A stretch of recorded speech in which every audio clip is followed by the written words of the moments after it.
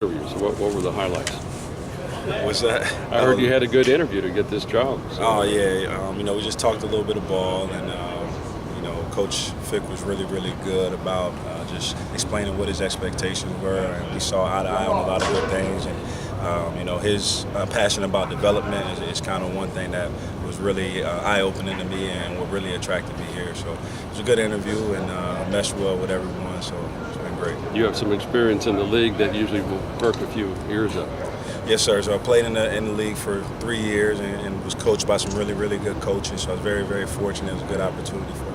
We saw you out here the other day running with them during warm-ups. So you were dusting a couple of those guys. So I'm sure that helps you when you're talking to them. That you still got it. I don't know if I still got it. You saw today I wasn't doing anything. I'm hurting, but no, I try to get out there just to try to get the juices flowing and get some competitive spirit going early on in practice. But it's fun.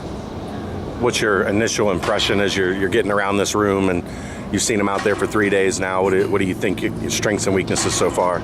I love the group, and the thing that we've improved the most on in the first 3 days is just a mentality and changing some old bad habits to more focus on finishing.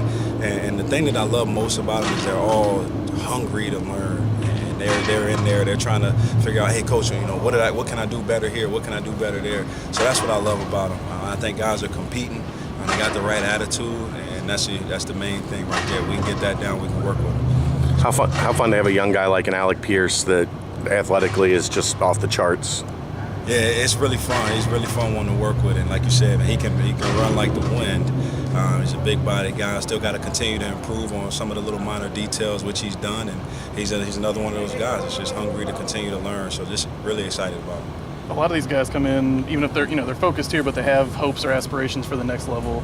You coming from a school like Liberty and being able to make it to the league, does that give a little bit more credence when you're talking to guys about what they need to do to be successful here and beyond? I think so. Just when you've been there and you've kind of went the path that I went, I just try to share with them, hey, this is what I did, and this is what I've seen work.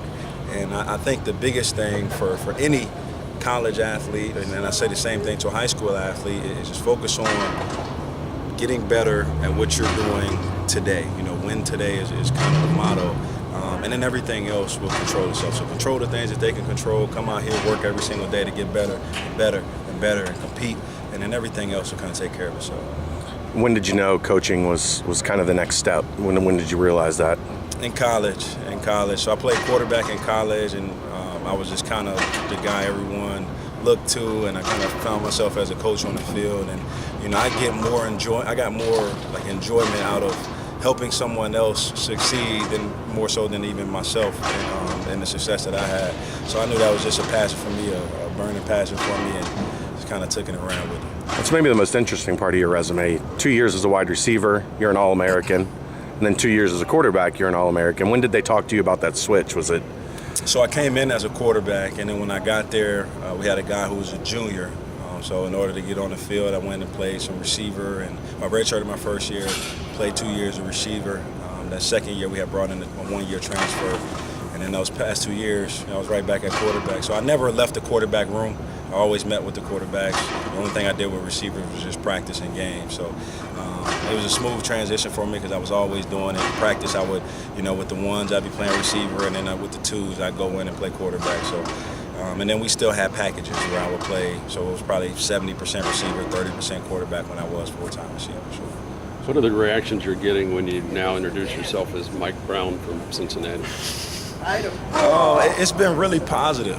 It's been really positive, man. A lot of people are happy for me. A lot of people are very supportive, and they know about this place. This place got a buzz about it. Obviously, Coach Fick and his name, and it's a lot of tradition here and all that good stuff. So, I'm from the East Coast. So when people know about it from the East Coast, that says, hey, they're doing something. They know about the other one, though.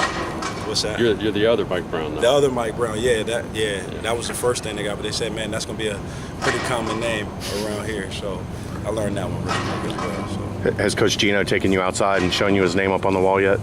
No, but I found it. I was like, hey, man, you the guy around here, huh? You the guy. He didn't tell me about it, though. So I had to find out out on my own. Good. Yep. Thanks, Coach. Thanks, Coach. Appreciate it.